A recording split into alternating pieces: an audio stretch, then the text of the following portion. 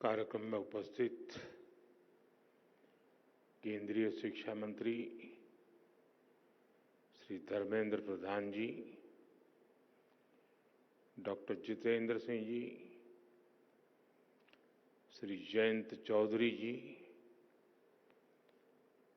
Doctor Sukanta Majumdar जी, technology के माध्यम से जुड़े मेरे मित्र श्री रमेश वाधवानी जी, डॉक्टर अजय केला जी, साइंस एंड टेक्नोलॉजी और एजुकेशन वर्ल्ड से जुड़े आप सभी साथी, अन्य महानुभाव, देवी और सज्जनों,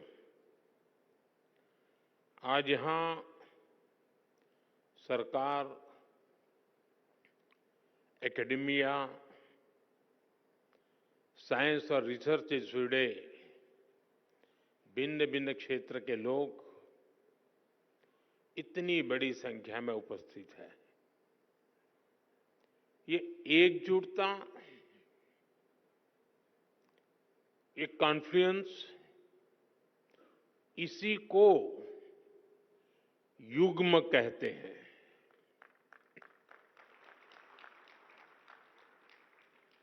एक ऐसा युग्म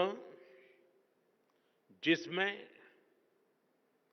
विकसित भारत के फ्यूचर टेक से जुड़े स्टेक होल्डर्स एक साथ जुड़े हैं, एक साथ जुटे हैं। मुझे विश्वास है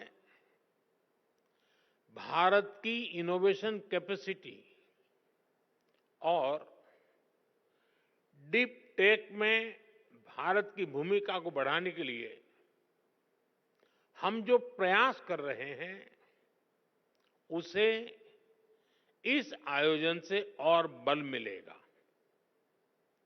आज आईआईटी कानपुर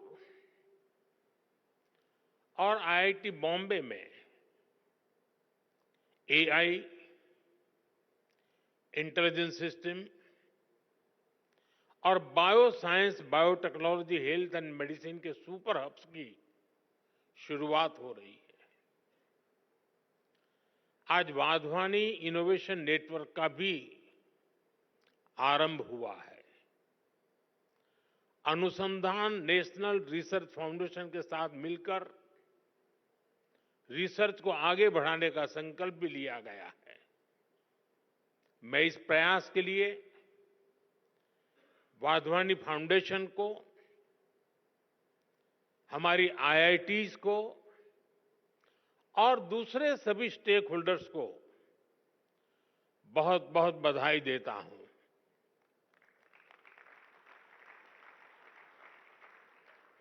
विशेष रूप से मैं मेरे मित्र रमेश वाधवानी जी की सराहना करता हूं। आपके डेडिकेशन और सक्रियता से प्राइवेट और पब्लिक सेक्टर ने मिलकर देश की शिक्षा व्यवस्था में कई सकारात्मक बदलाव किए हैं। साथियों, हमारे शास्त्रों में कहा गया है, परम परोपकारार्थ यो जीवति स जीवति, अर्थात जो दूसरों की सेवा और परोपकार के लिए जीवन समर्पित करता है, वही वास्तविक जीवन जीता है। इसलिए हम साइंस और टेक्नोलॉजी को भी सेवा का ही माध्यम मानते हैं। जब मैं हमारे देश में वाधवानी फाउंडेशन जैसी संस्थाओं को देखता हूं, जब मैं रमेश जी और उनकी टीम के प्रयासों को देखता हूं, तो मुझे खुशी होती है, गर्व होता है कि हम भारत में साइंस और टेक्नोलॉजी को सही दिशा में आगे बढ़ा रहे हैं।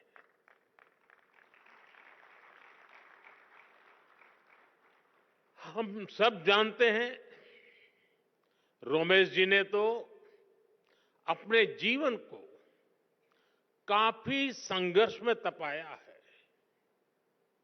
सेवा के लिए समर्पित किया है।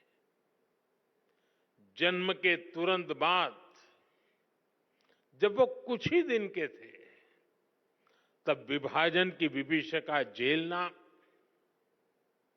अपनी जन्मभूमि से पलायन के लिए मजबूर होना, बचपन में ही पोलियो जैसी बीमारी का शिकार हो जाना और उन कठिन परिस्थितियों से निकलकर इतने बड़े बिजनेस एम्पायर को बिल्ड करना, ये अपने आप में एक असाधारण और प्रेरणा देने वाली जीवन यात्रा है।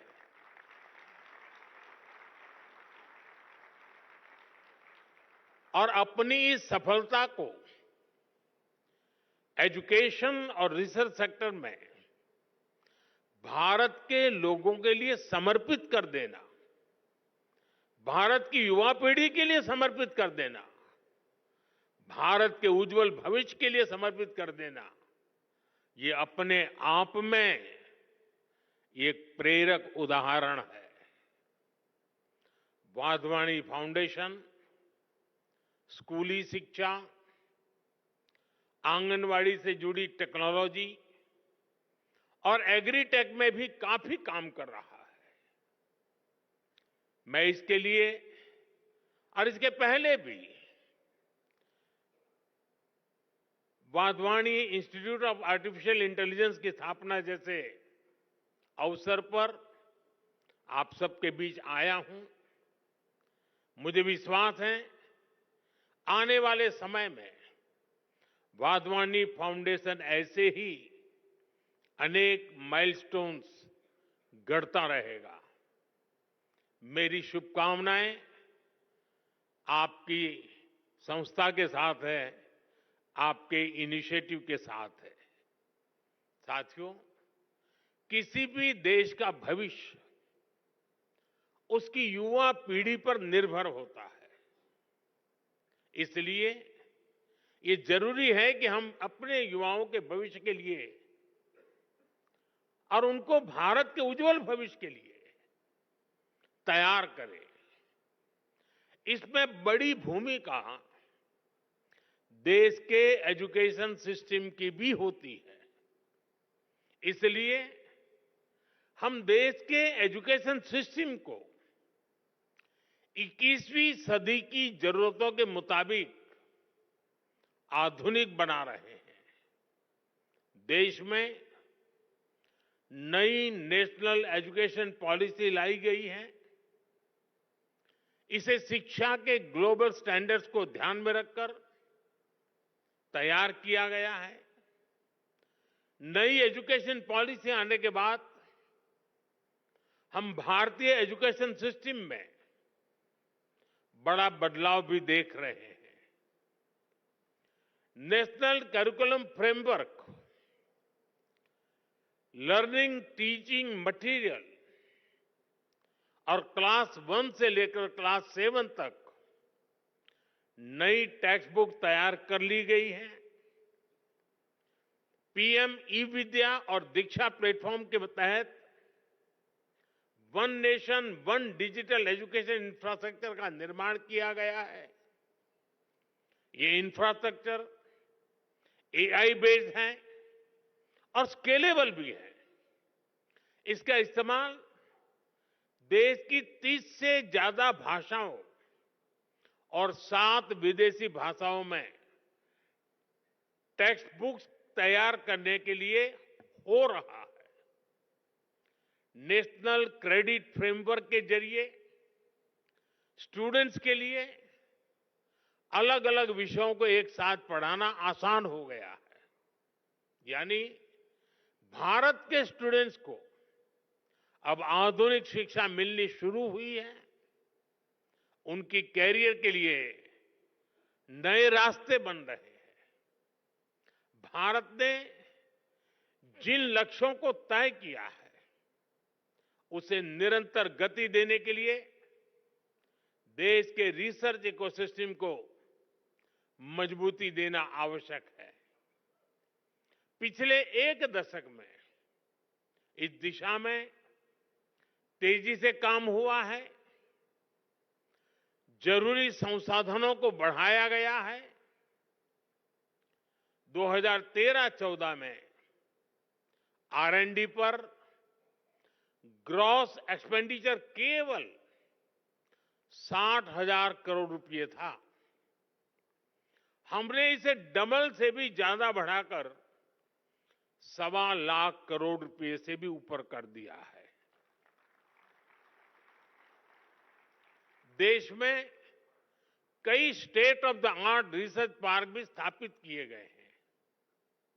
लगभग 6,000 उच्च शिक्षा संस्थानों में रिसर्च एंड डेवलपमेंट सेल्स की स्थापना की गई है। हमारे प्रयासों से देश में इनोवेशन कल्चर तेजी से विकसित हो रहा है।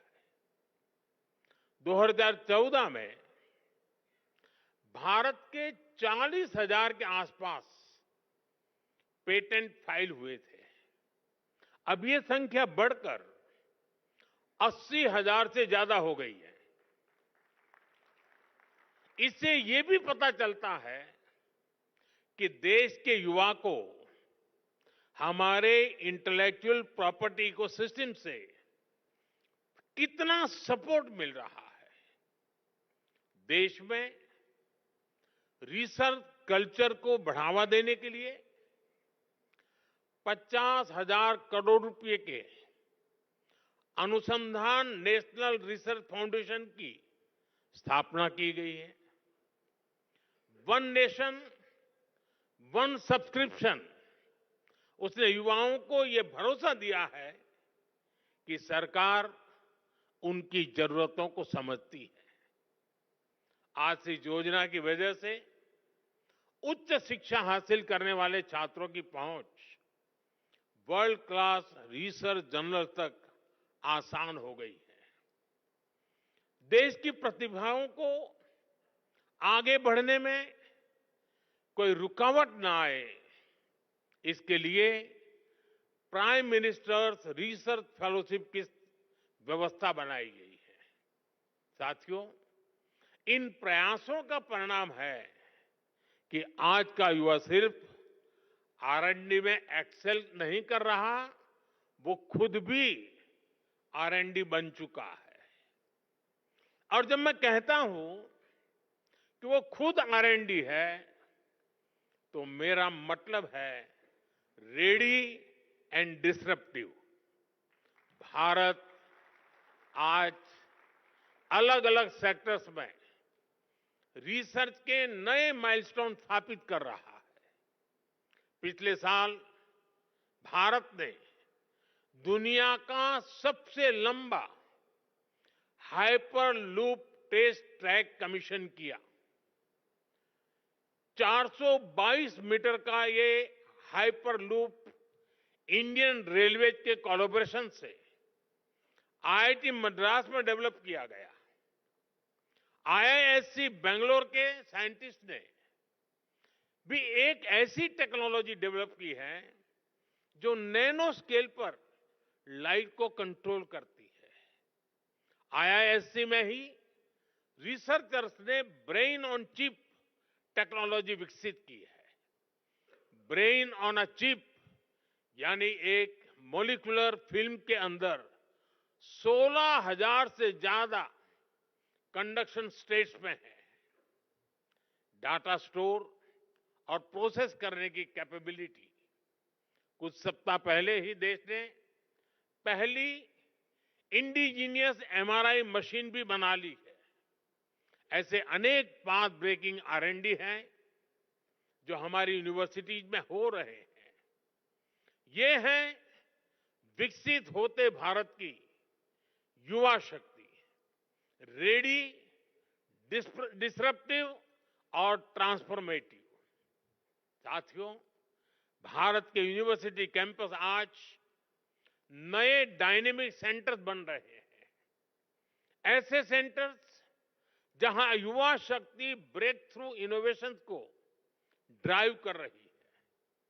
हाल ही में हायर एजुकेशन इम्पैक्ट रैंकिंग में भारत ग्लोबल लेवल पर सबसे ज्यादा रिप्रेजेंटेड रहा।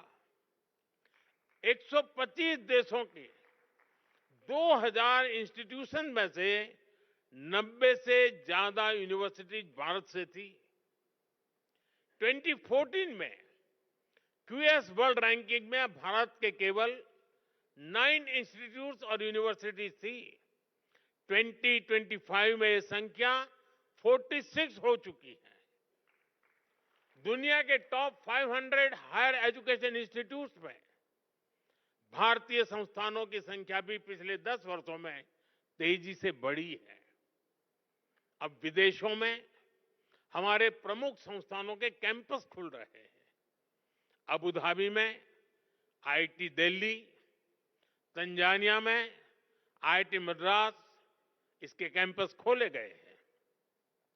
दुबई में आईआईएम अहमदाबाद का कैंपस खोले जाने की तैयारी है। और ऐसा नहीं है कि सिर्फ हमारे टॉप संस्थान ही बाहर कदम रख रहे हैं, बाहर के भी टॉप संस्थान भारत आ रहे हैं। भारत में दुनिया की टॉप यूनिवर्सिटीज के कैंपस खुलने की शुरुआत हो चुकी है। इससे एकेडमिक एक्सचेंज बढ़ेगा, रिसर्च की फील्ड में कोलैबोरेशन बढ़ेगा, हमारे छात्रों को क्रॉस कल्चरल लर्निंग का एक्सपोजर भी मिलेगा। साथियों, टैलेंट, टेम्परामेंट और टेक्नोलॉजी की ट्रिनिटी ही विद्यार्थियों को फाइनेंशियल सपोर्ट देने के लिए पीएम विद्यालक्ष्मी योजना भी शुरू की गई है। हमारे स्टूडेंट्स अपनी लर्निंग को एक्सपीरियंस में तब्दील कर सके, इसके लिए हमने 7,000 से ज्यादा इंस्टीट्यूट्स में इंटर्नशिप सेल स्थापित किए हैं।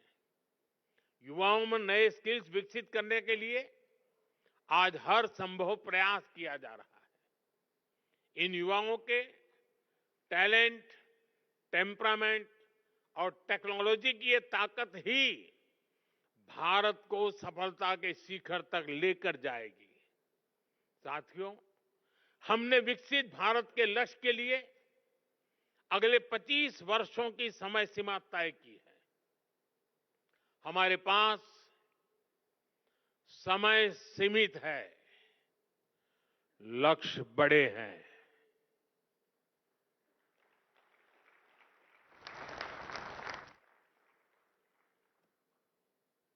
ये मैं वर्तमान स्थिति के लिए नहीं कह रहा हूं।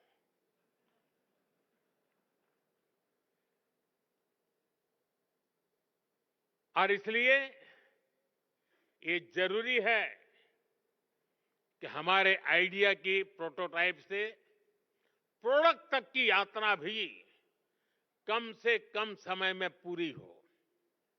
जब हम लैब से मार्केट तक की दूरी को कम कर देते हैं तो रिसर्च के परिणाम लोगों तक तेजी से पहुंचने लगते हैं।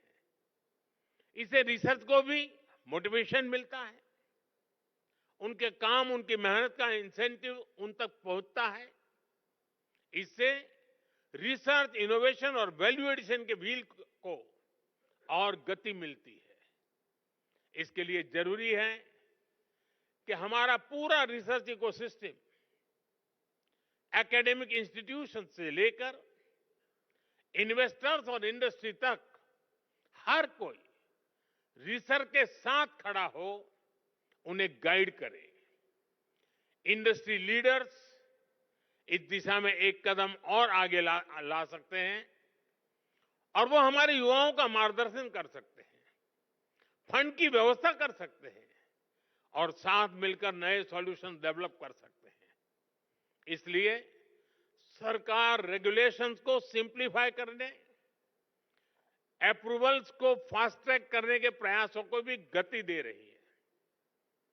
साथियों, हमें AI, quantum computing, advance analytics, space tech, health take, synthetic biology को लगातार प्रमोट करना होगा।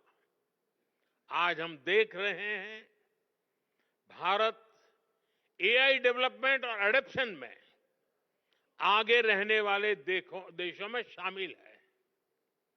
इसके विस्तार के लिए सरकार ने इंडिया एआई मिशन को लॉन्च किया है। इससे world class infrastructure, high quality data sets और रिसर्च फैसिलिटी तैयार किए जाएंगे। भारत में एआई सेंटर्स ही एक्सेलेंस की संख्या भी बढ़ाई जा रही है। देश के जाने माने संस्थानों, उद्योगों और स्टार्टअप्स के द्वारा इन सेंटर्स ऑफ एक्सेलेंस को गति मिल रही है। हम मेक एआई इन इंडिया इसके विजन पर काम कर रहे हैं और हमारा उद्देश्य है make AI work for India. इस बार के बजट में हमने आईआईटी में सीटों की संख्या और कैपेसिटी बढ़ाने का निर्णय लिया है। देश में मेडिटेक यानी मेडिकल प्लस टेक्नोलॉजी के कई कोर्सेज आईआईटी और एम्स के सहयोग से शुरू किए गए हैं। हमें इस जर्नी को समय से पूरा करना है। हमें हर फ्यूचर टेक्नोलॉजी में भारत को बेस्ट इन वर्ल्ड की लिस्ट में शामिल करना है। युग्म के जरिए हम इन प्रयासों को नई ऊर्जा दे सकते हैं। शिक्षा मंत्रालय और वाधवानी फाउंडेशन की साझा पहल से हम देश का इनोवेशन लैंडस्केप बदल सकते हैं। आज के इस आयोजन से इसमें बहुत ज्यादा मदद मिलेगी। मैं एक बार फिर युग्म पहल के लिए वाधवानी फाउंडेशन का आभार व्यक्त करता हूं। मेरे मित्र रमेश जी को अनेक अनेक शुभकामनाएं देता हूं। बहुत बहुत धन्यवाद। नमस्कार।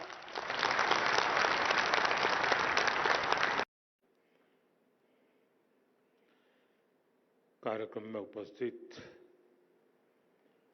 केंद्रीय शिक्षा मंत्री श्री धर्मेंद्र प्रधान जी, डॉक्टर जितेंद्र सिंह जी,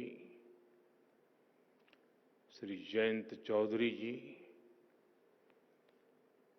डॉक्टर सुकांता मजूमदार जी, टेक्नोलॉजी के माध्यम से जुड़े मेरे मित्र श्री रमेश वाधवानी जी, डॉक्टर अजय केला जी, साइंस एंड टेक्नोलॉजी और एजुकेशन